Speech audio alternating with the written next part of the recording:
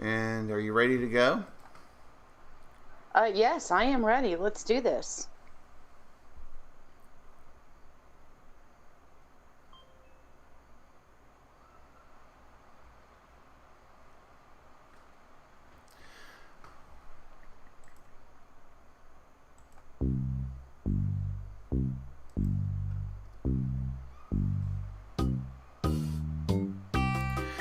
You are listening to the Paracasual Destiny Podcast. Thank you for tuning in to episode 5 of the Paracasual Destiny Podcast. I'm Sooltime and I'm joined by Salliebug. Salliebug, can you hear me? I can hear you. Good morning. Good morning, everyone. Have you had your coffee yet? I am halfway through my first cup, so doing pretty well on the coffee front. It's delicious. It's so good. That's good coffee. Mm-hmm. Excellent. Well, I hope we're going out live. We're still trying to figure out some of the nooks and crannies of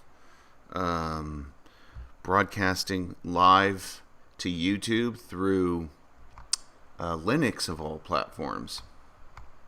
And so that's neither here nor there. Of course, we always appreciate feedback for anybody out there watching or listening on technical issues like sound levels, etc., etc.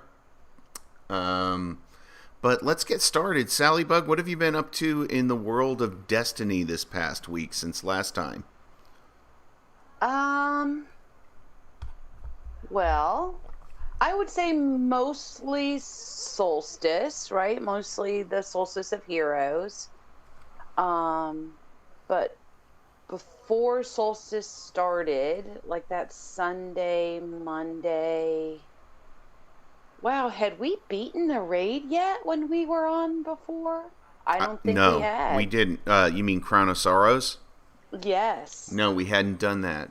So that was huge, because that was a tough raid for us.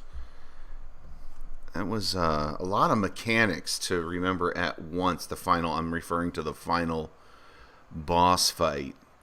I don't think we had even gotten to the boss in Crown of Sorrows. Maybe not like the week before or 2 weeks before we had gotten to that point and maybe tried it once or twice. I don't know. It all kind of it bleeds together, the two, because the last two fights are in the same room. Yeah. So a lot of people refer it to phase 1 and phase 2, or just part 1, part 2 of the deception. They lump those two together since they are in the same environment, right? Right. That makes sense. But it was hard. Was it just me, or was that really difficult to pull off? Yeah, I mean, you and I talked about this afterwards when we were kind of like decompressing from it.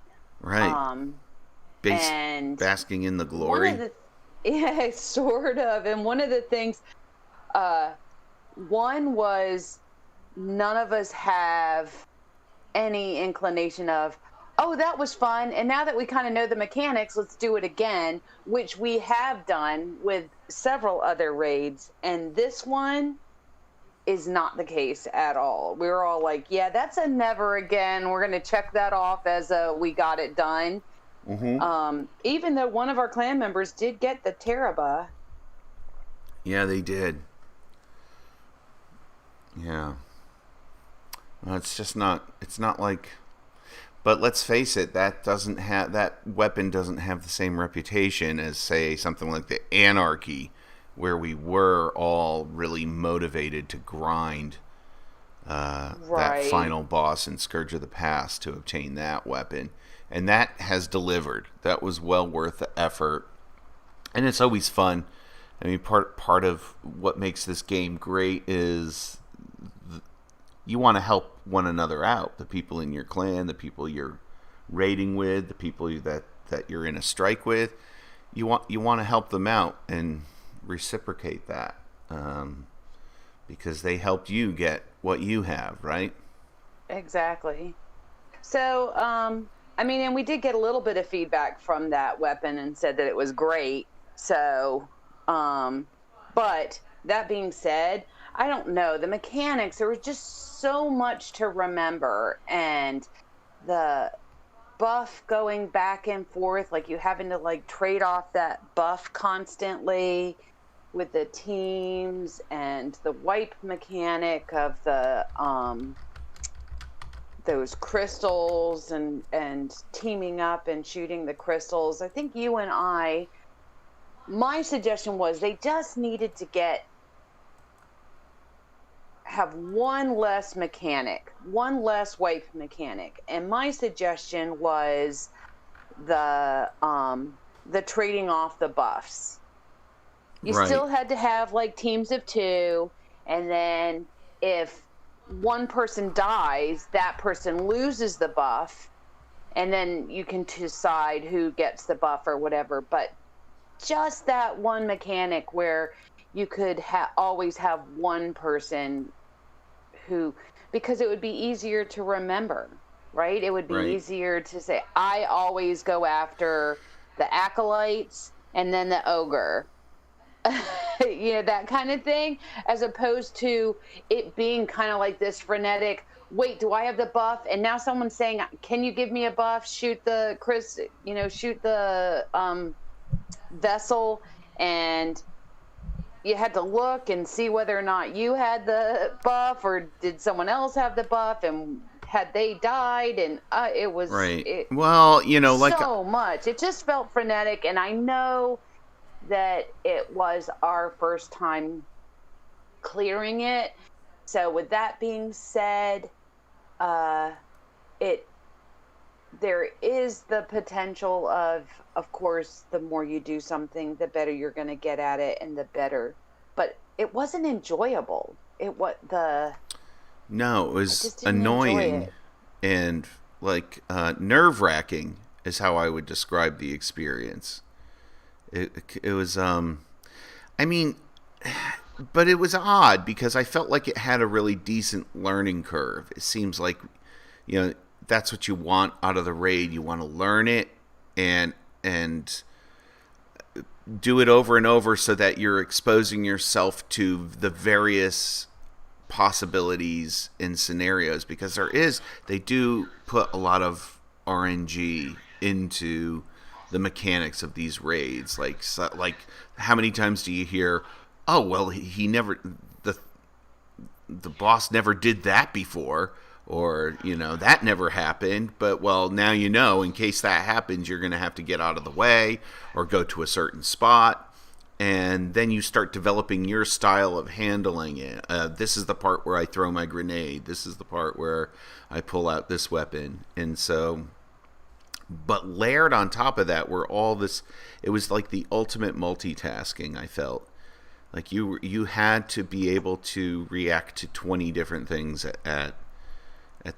keep in mind, 10 to 20 different mechanics at any given time that could occur. We have Greenstego in here with us. Welcome, Stego. Good morning, Greenstego. And Stego was part of our raid team, so let's get your He definitely was. I'd love to hear his it, perspective Stego. A week on after getting through what Salliebug and I found to be kind of a harrowing experience. I would agree on the harrowing adjective choice there. I also agree that I really liked the way that the raid taught you the mechanics for each, like as the encounters went on. Right. So the learning curve was like good old-fashioned Bungie raid for me. And I thought the learning curve was kind of nice. I don't know what it was that made it so nerve-wracking, other than it just seemed there were too many layers. They were like, You know what? Oh, I just remembered Salliebug and I. What do you think of this, Greenstego? Salliebug and I said, if you removed one thing it would have made it so much more fun. And do you remember what that was, Sally? It had to do with... I did. I had taking said, the timer maybe, off the buff. Taking your countdown off your buff.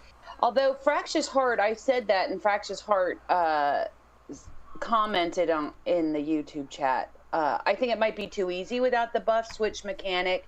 Just maybe cut down on the crystals or the timing of the crystals. That's a part. And then my other suggestion was, or if you don't get your crystal, you don't wipe, but you lose the buff. You lose where, neither one of your teams have the buff, and then you'd have to go back to a vessel and reset, as opposed to wiping everybody if you don't get that crystal. Okay, all right. I like these ideas. I think all of those are really good adjustments. What do you think, Stego? Well, how would you change it to make it enjoyable? Honestly, I don't know that I would change anything. Oh, no. Interesting. That's because I think that the design of it played kind of like hot potato, but just like there's so many different hot potatoes.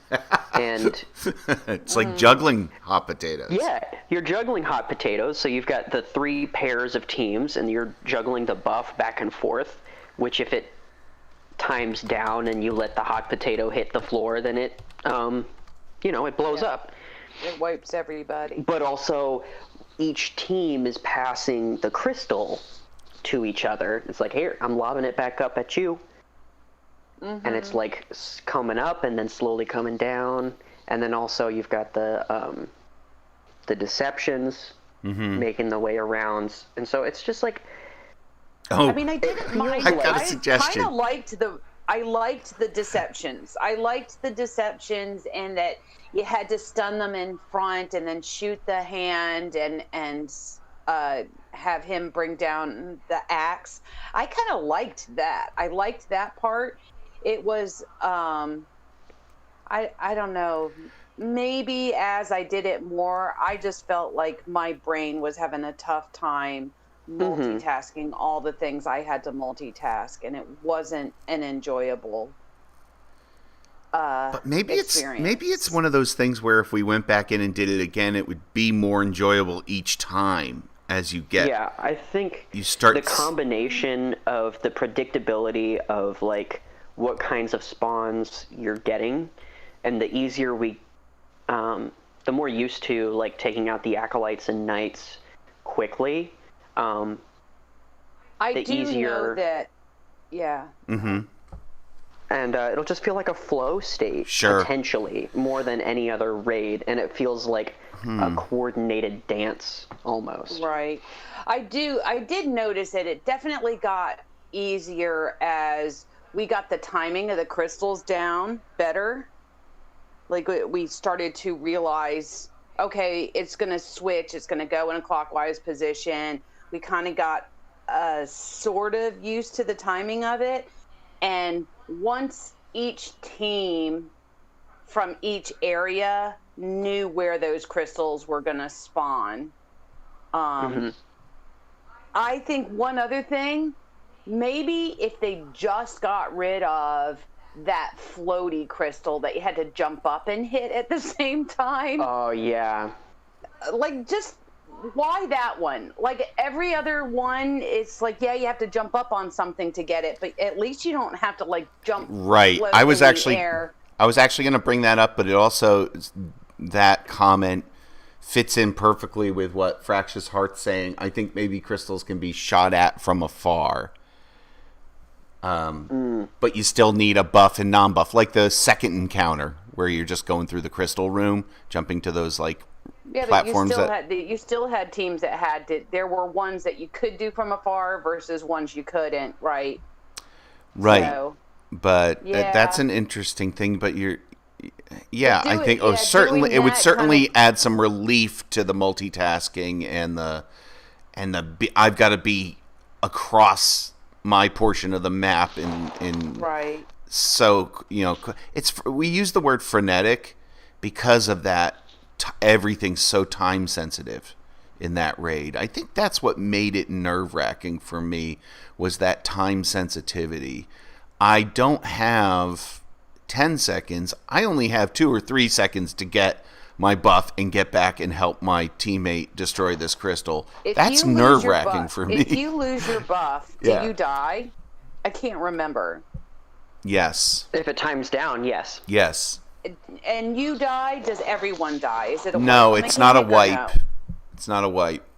It's not a wipe, but it's a revive. It does throw everybody off. But it throws everything off. Exactly. That was the other thing. It was like the recovery of if something happened, like one of us lost a buff, we didn't, and you needed to get another buff, or it was hard to, because there was such a rhythm for each team that if you had to switch things up because you had to either run across to another group and revive someone because they didn't have a revive, or you had to help get the buff. I don't know.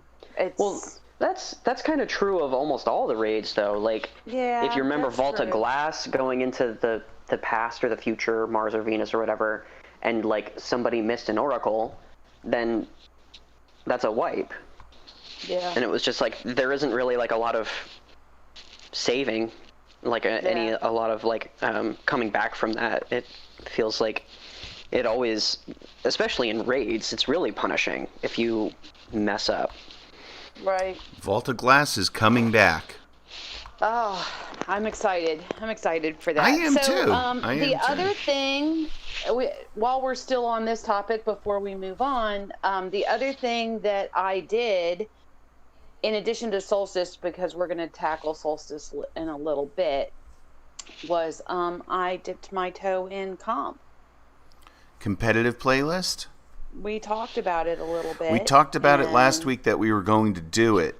And in fact, I did it because I felt like I needed glory. I'm trying to get the mountaintop. So I felt I needed to do my glory. Which is the bane of pretty much everybody right now. Yeah. So I thought, well, I need to do glory. And I need to get all the grenade launcher kills. But, so I went in and started doing it. And I went into, at Fractious Heart was saying that the freelance, if you're going solo, is definitely the way to go. And I went in and certainly had a great time, actually. It was a nice respite from connection-only matchmaking. You felt like you could compete a little bit. Where I wasn't at the bottom of the table. I felt like I was in a room with people of similar skill level. And the games were close and fun and engaging, and I was learning the maps, and I was learning my weapon. And then I ranked up. And man, it changed. It changed pretty big time. And then I was back at the bottom again. And I was getting the least kills out of the 6 players, or I was playing survival, I think.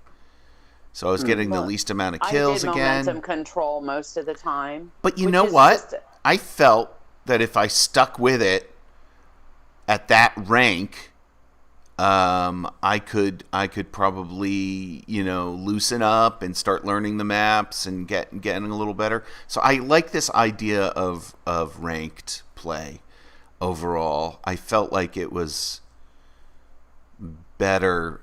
I had more fun, and I learned more in a ranked playlist than I did in connection only. Yeah, I think where my apprehension is based on what your experience is. Like the way a competitive ranked list goes is the idea is that you just incrementally get just a little bit better. You'll go up in rank to a little bit, and Bungie has it set up that there's a floor for each rank up to, I think, 2100, which is glory. I don't have that exactly. I don't have that. Glory? You mean heroic? I wish that they didn't name the tiers. They should have just. Yeah, I know. Whatever 2100 is, because 2100 is, once you get to 2100, there's no longer a floor between levels. So you can go up, but then you can go down, because that's the way the ranked is. You can go up or you can go down. I like it. But I kind of like that. but and I like that too, because that would keep me in my zone, right? It would keep me in my lane, and I would never go up into a group where I would go against players that I couldn't compete against, which is what's happening in like the more the non-competitive playlist. And you know what, Salliebug, shout out to Cool Guy. Remember that video we watched? He talked about connection-based versus skill-based matchmaking. Highly recommend that. Cool Neil, Guy, and we'll link to him in definitely the description. But shout out to him, because he's a top-tier player. He's definitely in that upper echelon of players. But he is talking about they really need a way to protect those players that are new to PvP, players that are coming in and are new to the game. Skilled. Yeah, or if you don't know the maps very well, you're new to the game, or you're lower skilled. I think he said either the bottom 10 or 20%. I forget. I think it might have been 10%. But, right. Anyway, that very, like a way to protect those. And he didn't give I don't think he gave a suggestion on how to, except that he had no business being yeah, and he was actually showing footage, and we've all been here. I mean, even at my low skill level, I know like a player who just doesn't know the map, and we've all had that kill where they were looking around, not knowing where you were or where they were, and it's just not fun. It's not a good feeling. And he was talking about that. He was like, I don't want those people in. And so he was talking about, and a lot of people are coming out and saying there's got to be like a hybrid or a mixed way of doing this, so that it's not all, because you do need good connections for the game to be enjoyable. You also don't want every game for skilled players to be what did he say, like a Code Red Mountain Dew tournament, right? Right. So yeah, both ends you have to protect either end of the spectrum, the low skilled players and the super highly skilled players. You've got to protect both of those right. groups in a way, but there's got to be like a middle ground instead of just all one way or all the other way, right? Mm-hmm. Right. What are your thoughts on that, Greenstego, as far as matchmaking at this point? My thoughts are, I am happy and not surprised that you had a better play experience in skill-based matchmaking in freestyle glory. Yes, Crucible freestyle playlist. survival, sure. I don't know how long ago the change was set by Bungie, where control and the majority of matches would be connection-based. But it does kind of raise a point where players like us, we just didn't really know. It wasn't really obvious that, like, if you don't want to play with top-tier players, then go into the competitive. Right. Where as casual players, I have historically shied away from the glory competitive. They kind of turned the tables somewhere along the line, and right. but everybody's, you hear the word competitive and you think, oh, that's going to be a sweat fest, right? Mm-hmm. I'm going to go in there. It's going to be a shit show. But it's kind of the opposite now. You want the sweat fest, you have a better chance of getting it in just the general control playlist, right? The quick plays. Where everybody's playing together. Right. Where it's just connection based and it's random who you get, And of course last week we talked about Iron Banner. I was thinking they should change it to Mercy. Instead of calling it Iron Banner, it could be Mercy. Yeah, let's play some Mercy. Because one team, it seemed like over half the games, if they weren't Mercy, they were, certainly lopsided scores, because you have that one person, getting the 43 kills, and everybody else is getting 18, 19, 20. And then, of course, I'm getting 5. The other thing about it is, I wish there were other game modes. Like, momentum control was, like, fun to a certain extent, but, and for someone who doesn't use radar as much as I should, it actually became pretty annoying, especially because I don't do Crucible enough to have like full map knowledge, and so like people are just sneaking up on me and killing me a lot, and so that I wish there were more options. Like, I do like just a game of Control, but just a regular game of Control isn't available in the competitive playlist. Like, that a lot of the competitive playlists are designed around these kind of like sweaty competitive, like elimination and things like that, and those are game modes that I don't necessarily like. So I wish there was like a little bit of a blend. Can we have, like, why do there have to be certain game modes in each list? Do you understand what I'm saying here? Mm-hmm. Do you like can I have skill-based matchmaking, or in this whatever they want to call it, or in a ranked playlist, but have other game modes that are more casual and fun? I don't know how to blend the two of them, but anyway, that's my thought. I didn't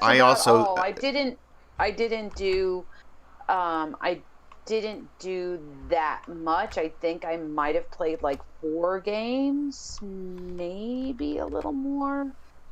So I haven't done it enough to really have a full take on it, but I was like you, Stego. I kind of stayed away from it, and some of it is because, wow, competitive. I don't want to compete at all, but it's kind of the opposite of competing.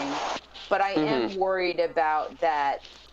Like, and I understand the need for floors because they have a lot of these weapons that require these pinnacle weapons, like Mountaintop that you're talking about, Neil. I'm trying to go after Randy's throwing knife. Yeah.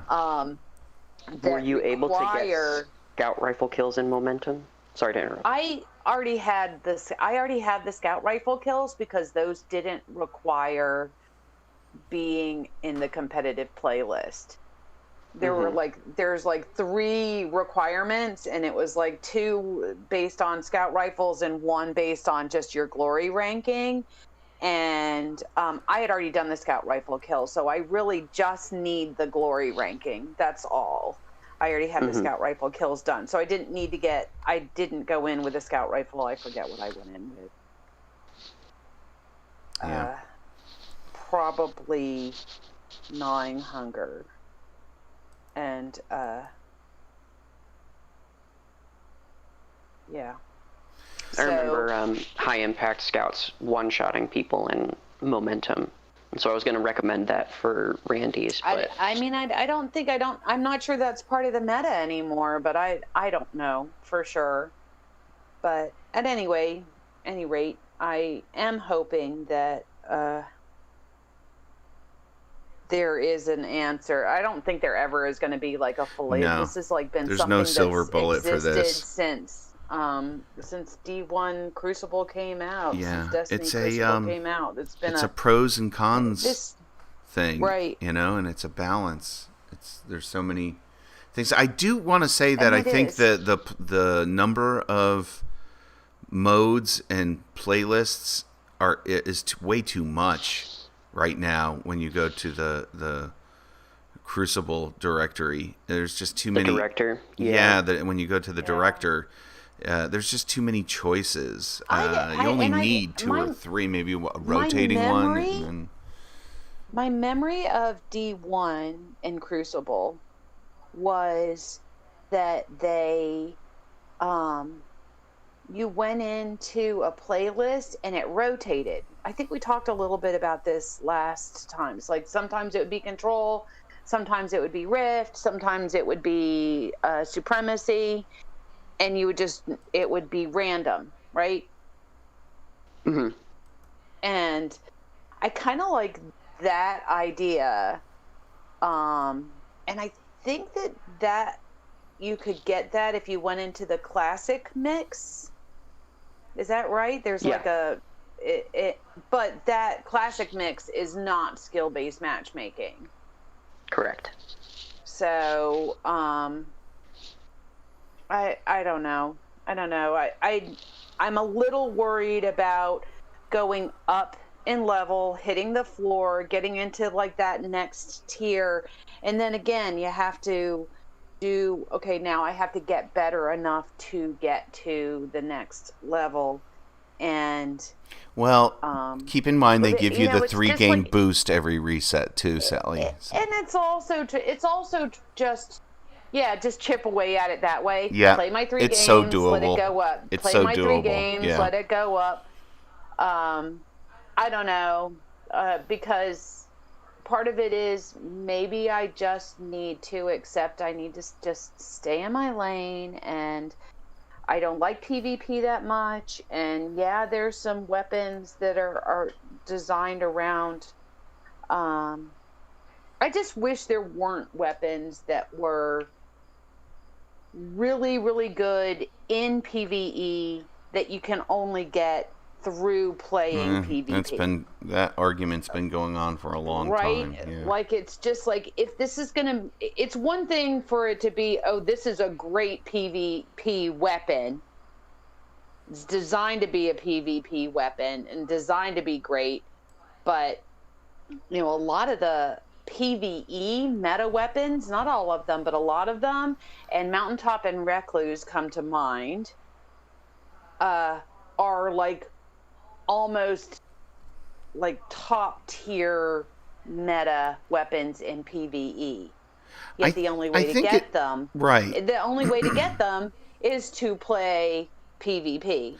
So in my mind, I've already resolved that this is a foregone conclusion. It's not, you're not going to change the core mission and original design of this game, which was to blend the two worlds, to have a continuous experience going from a PvP environment to a PvE environment. And also, I mean, they've gone as far as to even blend the two into a mode, or their best attempt, which is Gambit. So you have a little bit of both going on at the same time, and they want that the whole idea of this game, and no other game does it, pretty much, is to blend those two worlds, so you're in the same universe doing both things, and that requires you to be able to take in the same weapon into both modes.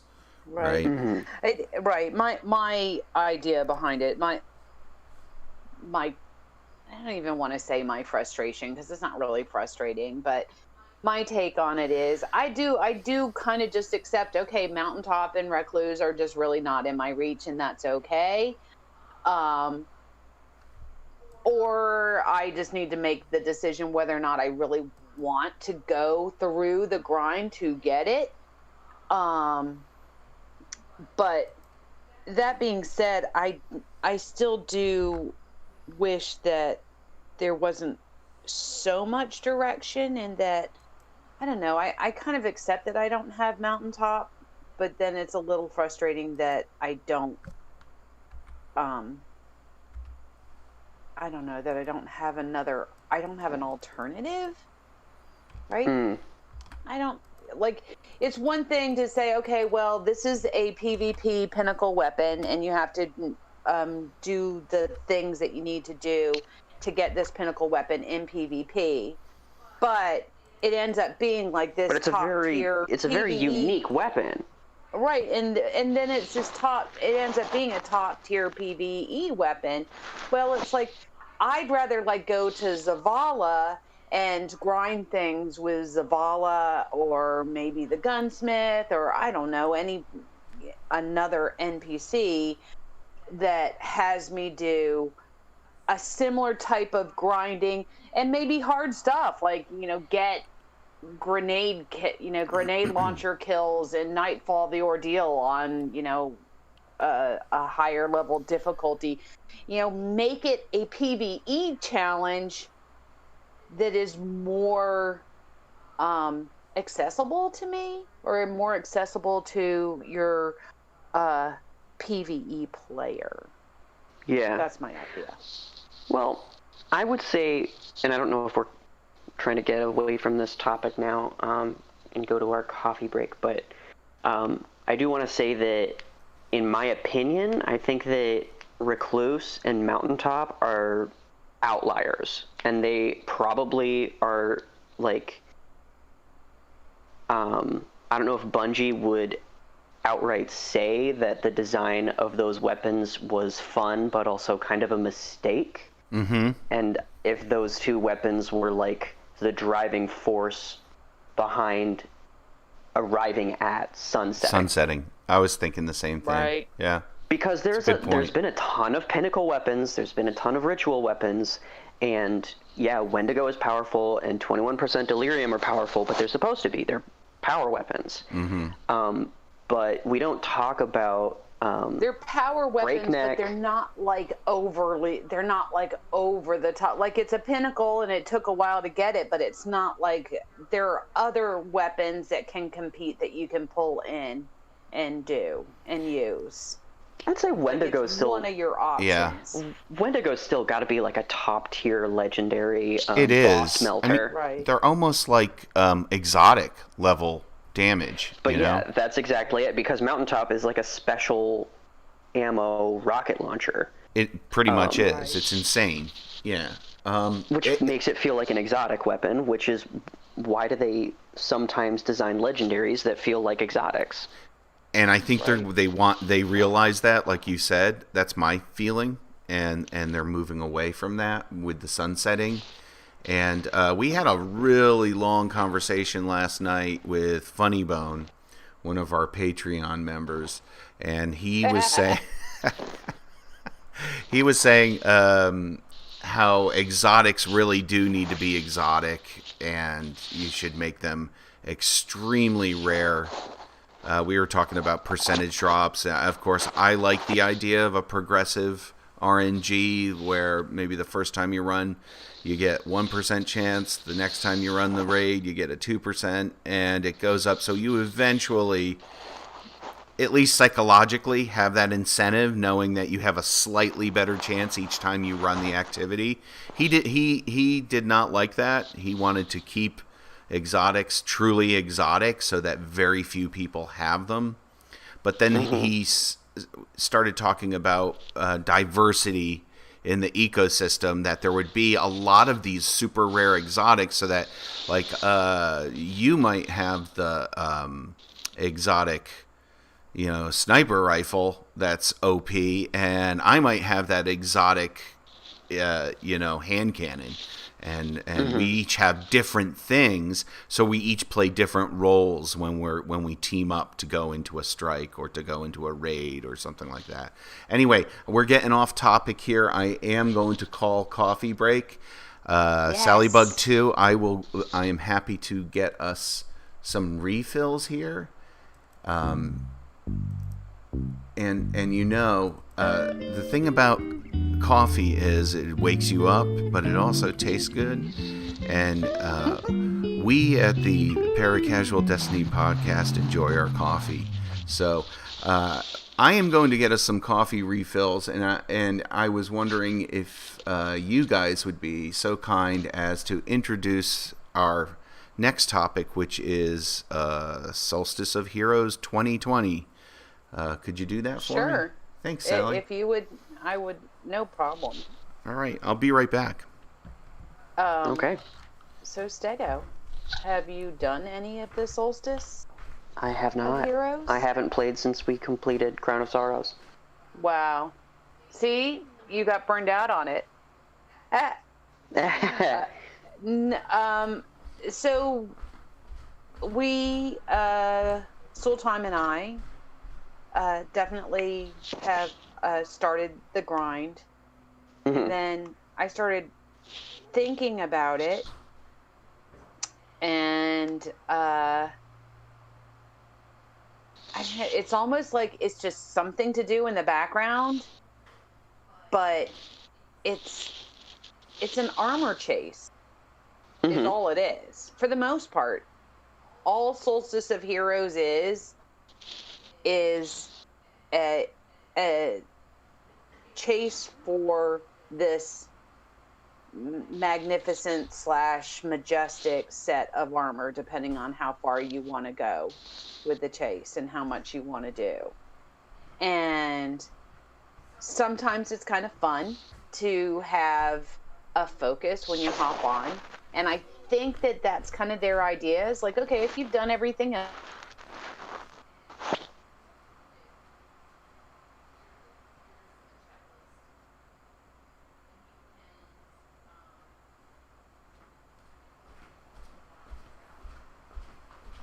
Sorry, I cut out.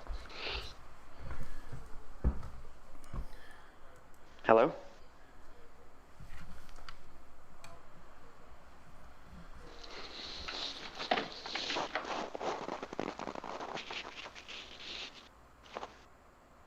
I thought that I was the one who got dropped, but I think maybe Salliebug got dropped. Greenstego, can you hear me?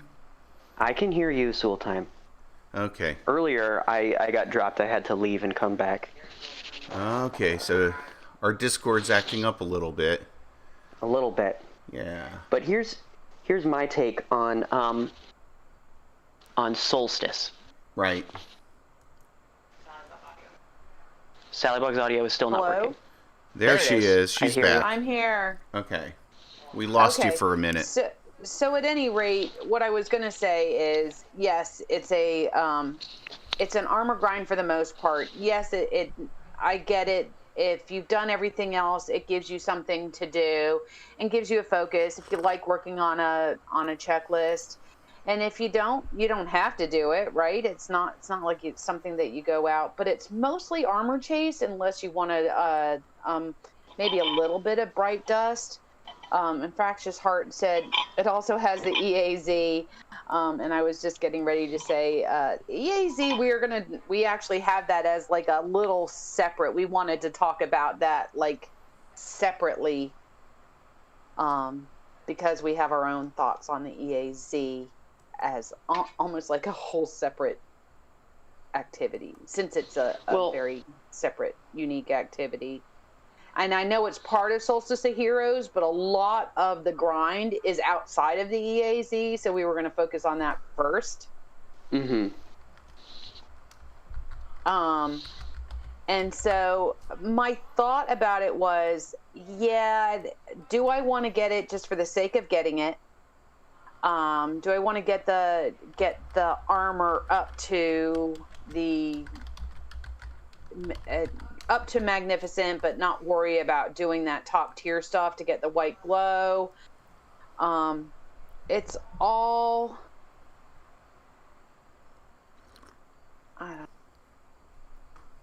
She's at a loss of words.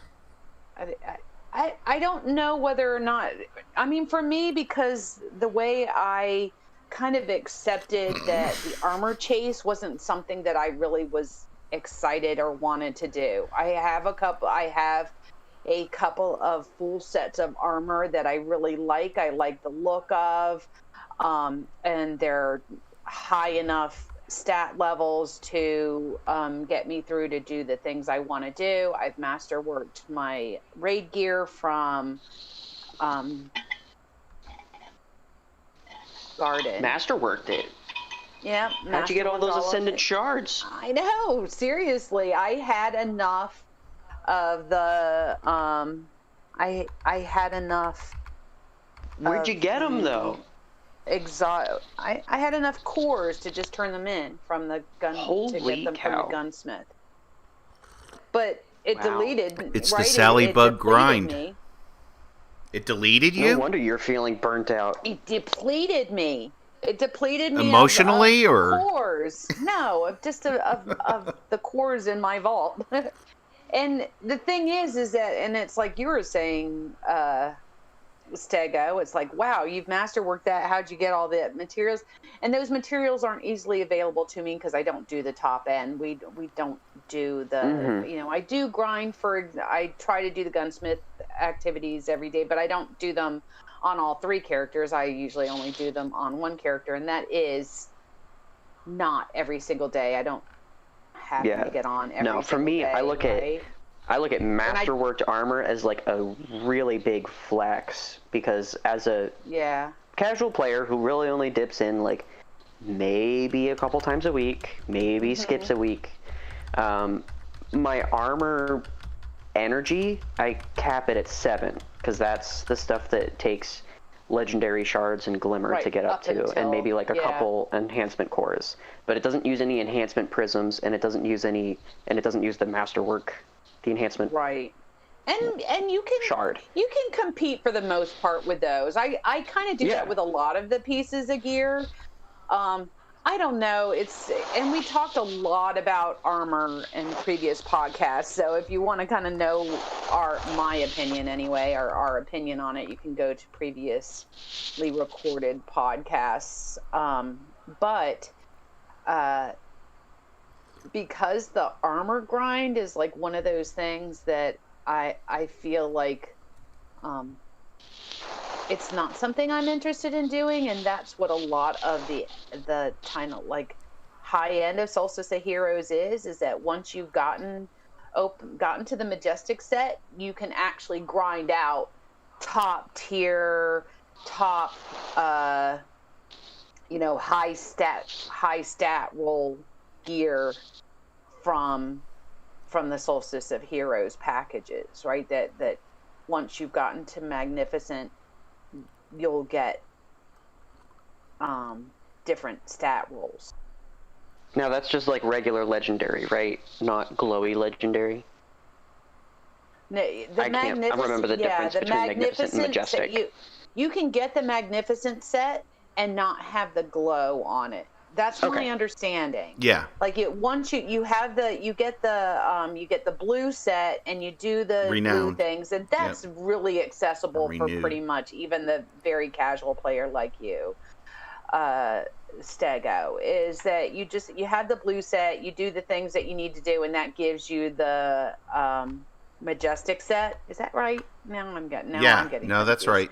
It gives you the Majestic set. Bungie confused us. And then you could just stop there. It's nice looking as it is. You could just stop there. I'm pretty sure you can put the glows on it, even at that point, the ones that you can buy. Yes.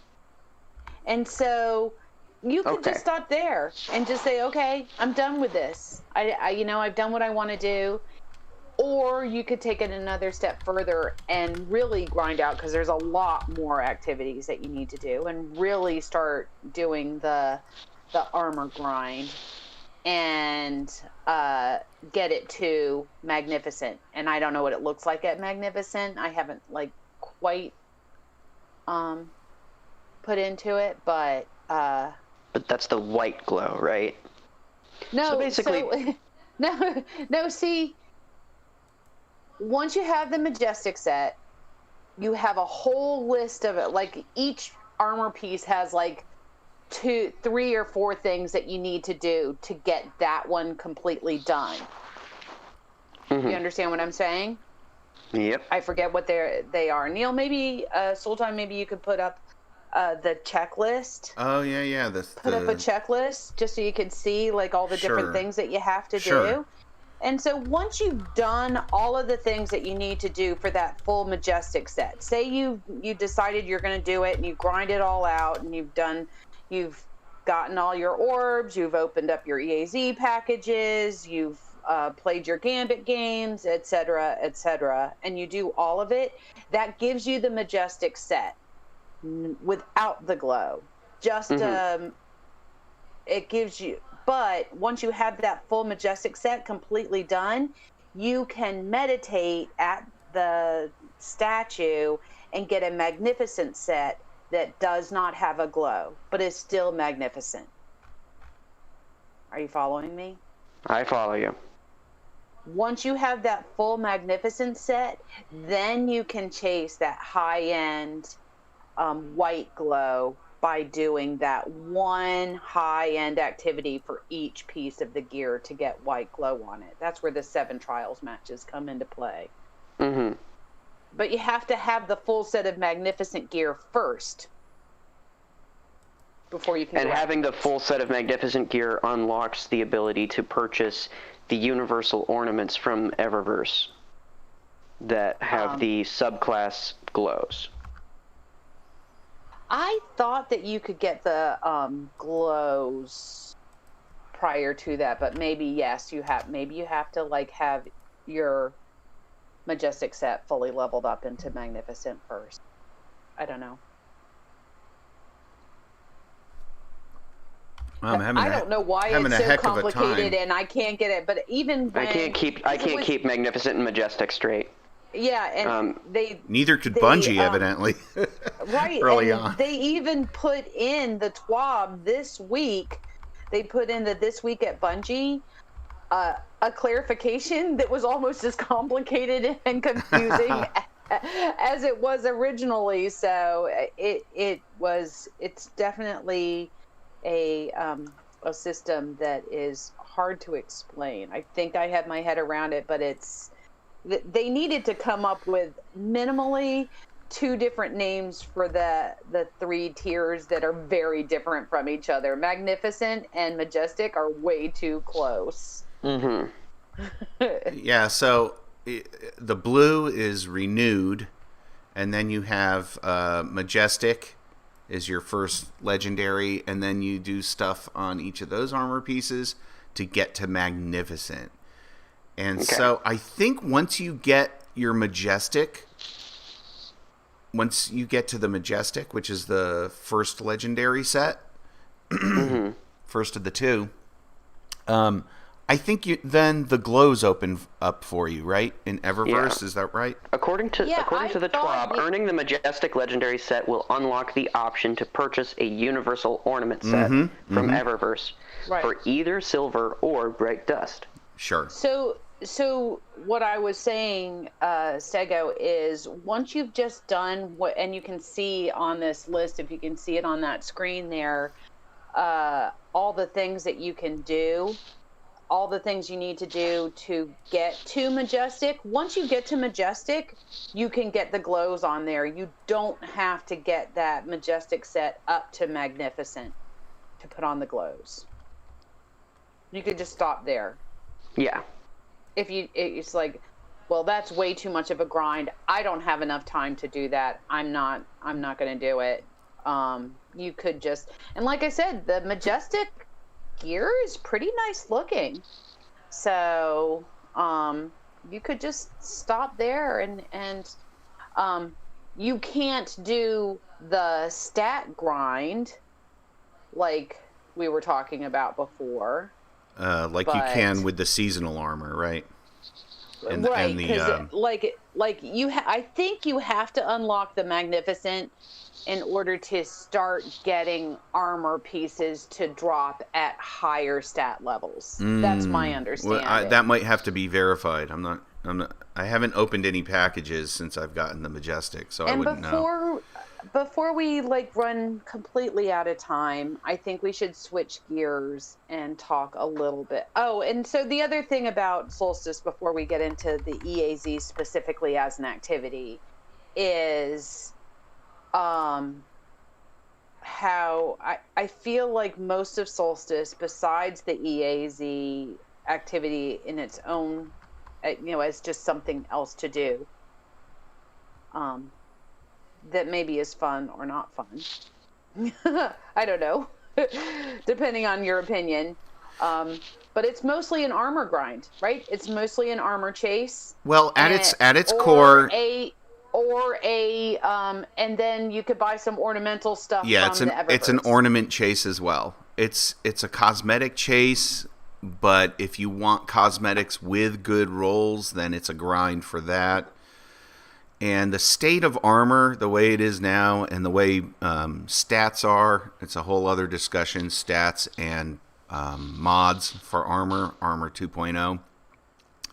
The way the state of that is right now, and the cost to masterwork armor, and the cost to change affinities on a piece of armor that you like, is it for me personally, it discourages me from chasing any armor other than like maybe a raid set or something for, I don't have the time or the economy to do that. Let's transition, take another sip of coffee, and I'd like to hear what Greenstego is drinking this morning, and then we can kind of wrap up, maybe talk a little bit. Well, I know Fractious Heart seems to be excited about the EAZ activity. Mm-hmm. We can talk a little bit about that before we wrap up this episode. Greenstego, what kind of coffee are you having today? I'm drinking an iced coffee. This is from the pot of coffee that I brewed yesterday. Oh, okay. And let it chill in the fridge. And this is my second cup because I spilled my first one all over the floor this morning. Oh, that's a tragedy. That is tragic. Tell us, what kind of coffee do you? What's your go-to coffee that you brew? Like, what do you buy? I buy, depending on whether I go to HEB or somewhere else, I will get. I'll get Starbucks brand espresso roast, if that's on sale, which sometimes it's like buy 3 for $5 each or something. Oh, nice. Right. Very good. And that's a nice deal. Yeah. And other than that, I will get the store brand from HEB, which is branded as Cafe Olay, also espresso roast. Oh, so you like the dark roast. You're a fan of like the darker roast, that nice, rich flavor. Dark. Yes. Yeah. Yes. Flavor. And that makes a really good iced coffee, I bet. I like the darker roast because you can drink more of it. It's a little less caffeinated, so you can just savor the taste of it and get it. And I feel like it brings out that flavor. I just really like that kind of like chocolatey almond. Yeah, just really like the darker roast as well. It's why I like Sumatra so much. So this week's Coffee Talk has been brought to you by the Paracasual Destiny Podcast. Tune in next week for more talk about coffee. Well, thanks for sharing that. How about that EAZ? How about the EAZ? Is it different from last year? Stego hasn't done it yet. Not really. It's about the same. It's about the same. I think they've added some chest locations. That's my understanding. They've added some different chest locations. But the environment, as far as I know, is identical. It's identical, yes. I have done it however many times I needed to do it to get the packages up. Like maybe three times. I would say 3 or 4 times you've done it. 3 or 4 times. Yeah. So far, I've been very frustrated. There's jumping a lot of challenged. There's a lot of jumping in order to get from point A to point B. But you're also on a timer. So then again, that whole timing thing that we talked about with Crown of Sorrow, you've got that piece of, I need to get to that boss and I don't know how to get to it. And I see the diamond and I feel like I'm running around with a chicken with my head cut off most of the time, trying to figure out how to get to the bosses. And then once I get to the bosses, those fights are pretty fun. It's just the whole timing thing. I don't like timed materials. I mean, I don't like timed activities. They frustrate me because my learning curve is very slow for those. So learning where to go to get to the bosses what route I have to. And then after you've gotten all the bosses, and then you get to the big boss and do those fights, and those are in this kind of the central area, which is fine, and I like those fights. I especially like the servitor that breaks off into little servitors and breaks off into baby little servitors. Again. It's like Baby That's Yoda so in a much way. Fun. I love that mechanic because it's different, right? It's different and new. So I like those fights and all. And then you get to the packages where you open up and they say, okay, flip, here are like 10 treasure chests. Go out and find them, but then they take it away, so you don't have a waypoint. You have to kind of memorize, know where they are, and you have like a very short amount of time to get to them. And even with a map, I struggle. I feel like I'm running around like a chicken with my head cut off trying to find. Keep in mind, folks, she's only done it 3 or 4 times. I did it last year, and I had this memory of liking it, but having that same level of frustration. So maybe it's just as I do it more that I will memorize it.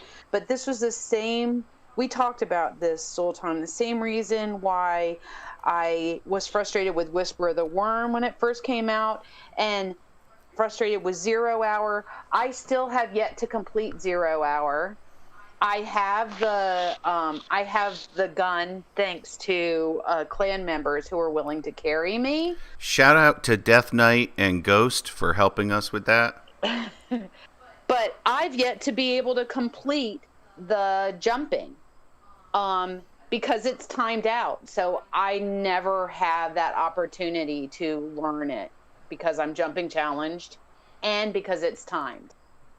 And I had that same frustration with the EAZ. Is there's a lot of jumping and needing to get from point A to point B, and because of the time piece, I don't have the amount of time I need personally to learn it. So I feel like I'm never gonna fully perfect it. I would be curious if you did it 20 more times. I'd be curious what your take would be on it, because it's map knowledge is what it is. Well, yeah, and it's also like the ways that they've decided to gamify this mode, this arena. They've gamified it in this like where you have to platform and you have to memorize the map, and they want to reward players who are skilled with the platforming elements of the game and with the map awareness and map knowledge, map familiarity, and they want to find a way to reward those players because those are and those players should feel like they're being rewarded. Right. But I hear what you're saying, where you gave a really good explanation of what the EAZ is, and the whole time you were describing it, you were just slightly annoyed. Yeah, and I have 2 thoughts on it. Is like, one, just always go in with a fire team and say, hey, look, if you just give me that central area where I will always like just make sure that I always run around that on the ground around the central arena and get the chests that are around that arena and the bosses that are on the ground. Like, learn very specific ways to get to it and say, I'm going to just stay in my lane and do those particular things rather than frustrating myself and trying to get to all of the different areas. And I think a lot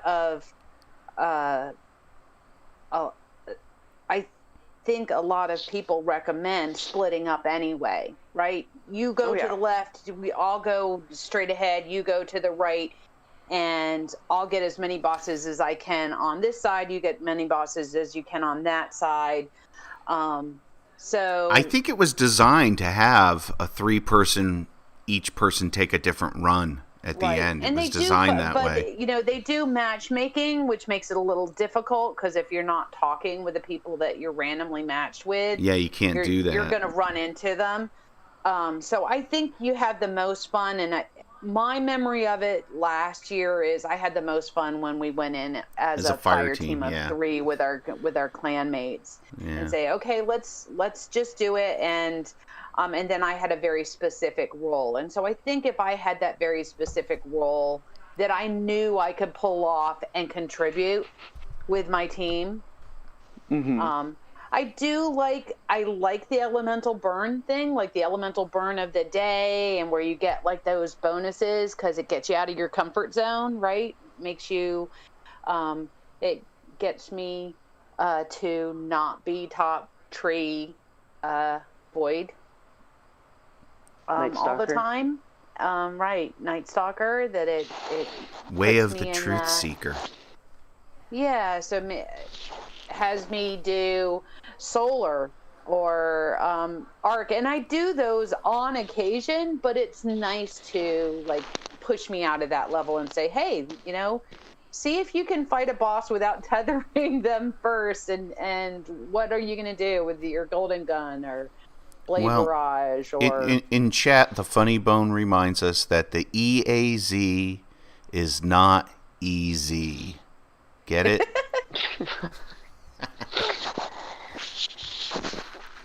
Oh, man. So anyway, and on that note, let's wrap this up, Salliebug. Yeah, we'll wrap it up. By as far as environments go, it's a beautiful environment. It really is. I like some of the boss mechanics. I think I'm not too happy you're a minority. With the way some of the bosses jump around. I think most people really enjoy this activity, and from what I've seen in the Twitterverse and so on and so forth, a lot of people really enjoy this. My one take on the EAZ is that I wish there were more avenues to push people into playing it just for the sake of playing it.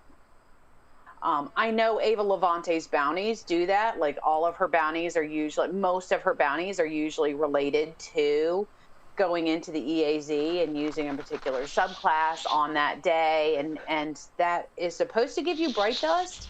I don't think it's doing it right now, but Bungie's trying to fix that. So maybe once that gets fixed and you start getting bright dust, then that would get people to go in. But then once you've gotten Ava Levante's bounties done, I don't know how, like, I don't know how they could do it, but I just wish there were more incentives to get people to go in and do it. Either a gun chase, or I think last year there might have been a sparrow, like all the other items outside of the armor are only available through Eververse. And I just wish there was more to going in and doing the EAZ and opening it. Like maybe if you opened up 100 packages or whatever, that you would get something else, whether it be a gun or a sparrow or a ship or, something a lot of else. people are clamoring, saying they should have put a gun in there, like the Braytech werewolf for the haunted forest, right? Something like that. Yeah. Yeah, I mean that was I just wish that the EAZ. Fractious Heart said it's supposed to be a free little summer event. Give them a break. I do. I just wish that they put a lot of time into making this EAZ. I wish they had put more incentive in the game to get people to go and do it, because they designed this activity. And what do you get from a lot of fun. So what do you get from opening a Solstice package? If you open up a certain number of Solstice packages, it upgrades your armor. Like you have to open up a certain number of packages to. But when you open up a package, what's in it? Up until the point where you unlock the armor, you get just I think your typical blues. Random blue stuff. You get some blue stuff that you just dismantle, and maybe some glimmer or something. I don't know. You might get some keys because there's the packages, and then you need a certain number of keys to open the packages. So I think they give you like a few keys and some like blue stuff, blue weapons or blue armor. I don't know if there's at 1050. Keys, and you need keys to open up the packages. There's keys in the chests, but in the packages themselves, I don't know if there are keys. There might be, but it's mostly just random blue stuff. And then once you've I wish that it was like a sparkler. Oh, a sparkler emote would be cool. Or maybe even just like I like that idea. Maybe the opportunity, like if you open up a certain number of packages, like you could just, the possibility of just getting like 50 bright dust. Like just, it's an opportunity, right? Because that would get people to go out and get more packages, because it's like, oh, I really want that ship, but I need more bright dust. I'll go in and grind out for some packages. So, I mean, again, I'm trying to think in my head, what are some ways, if you're not about the armor chase, what are other ways you could direct people into the activity? Yeah, we were talking about when you get burnt out on the game, when you play the game enough, especially if you're like a career player, it's all about what do I get out of this other than enjoyment of playing the game, right? Versus like this, just being in that environment and playing an objective and enjoying that part of it. It's versus that being homework or a chore to get to a holy grail, to get to an end reward, a loot. And I understand that it is a loot-based game. It's a looter shooter, right? But I think as casual players, we never lose sight of that. Just being in that environment and spending time playing the actual gameplay itself is worthwhile, worth the hour off from real life stuff, right? Exactly. I think I think if you're asking Bungie, what are you doing to bribe me into playing your game for fun? It's kind of there's those two goals work against each other. I always say maybe it's time to take a break and play a different video game if you're that hung up over what your reward is. I mean, I'm not to say that there should not be rewards in the game. I mean, you need it. It's something that you need with the game. But if that becomes that's all it's about, then it's time for a break. It's time to, right? You're burnt out at that point. I still haven't played Solstice, but I am looking forward to showing up to the Destiny Summer Carnival event and playing the games and spending some money and getting the fun costume. Well, just decide whether or not you want to, how much of the grind do I want to do? I feel like I said, the going from the blue to that first legendary set is quite accessible even for the casual player. And this is the Paracasual Destiny Podcast. It is definitely, and you don't have to go beyond that, because I like that. I like exactly. I like that too, because I like that. You dipped your toe in it. You did the activities. Spent some time with it. You got a full set of armor. You got some quality one-on-one with Ava Levante. And you could buy the ornaments if you want the glowy ornaments. Once you've done that, and that's all you needed to do. So I feel like it absolutely is accessible for the casual player, which is nice. And you don't have to go beyond. You don't have to do that upper echelon of. Now, am I going to try? Probably. Because why not? I'm still at least for a little bit. I'm going out of town next week, so. Oh, by the way, I got it. How to tell the two apart. The majestic is just legendary, but the magnificent has the glow. What glow? Yeah, Which glow? Which glow? The color glow? You get the white glow on the majestic. So that's the only difference, is that the magnificent, you can get the white glow on it if you do the end game stuff? Okay. Upgrading the majestic to the magnificent is what gives it that white glow. No. That's wrong. No. Then what is the... The majestic is a full set of legendary gear. Mm-hmm. If you do all of the things that you... like they're if you upgrade it, if you upgrade that whole thing, you can meditate and turn that majestic set into a magnificent set. If you get that magnificent set, that unlocks the ability to get the glow, to level it up one last time for the white glow. Yeah, it's convoluted, isn't it? No, then I don't understand the difference between majestic and magnificent. I see what you're saying.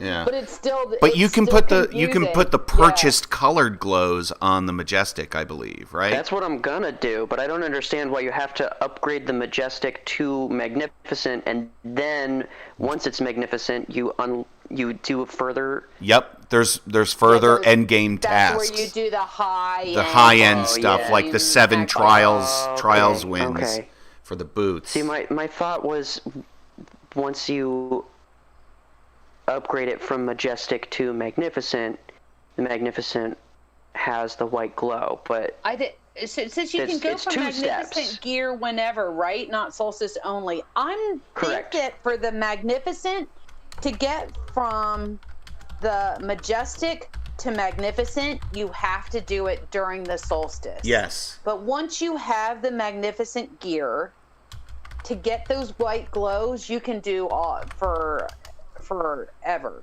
You get that you need to upgrade your armor to magnificent during Solstice of Heroes. Right. Correct. Exactly. But you don't have to do the white glow tasks during Solstice. You can do that anytime. But she says, Fractious Heart says you can go for magnificent gear whenever, not Solstice only, and that's not true. You have to get the magnificent gear during Solstice. It's just you can go for the white glow for the magnificent gear after Solstice is over. I think with that, we're going to wrap it up. Salliebug and Greenstego. That sounds good. Yeah, hopefully, that does. We'll have spent a little more time doing EAZ, see if I improve it all and enjoy the experience a little more. Sure.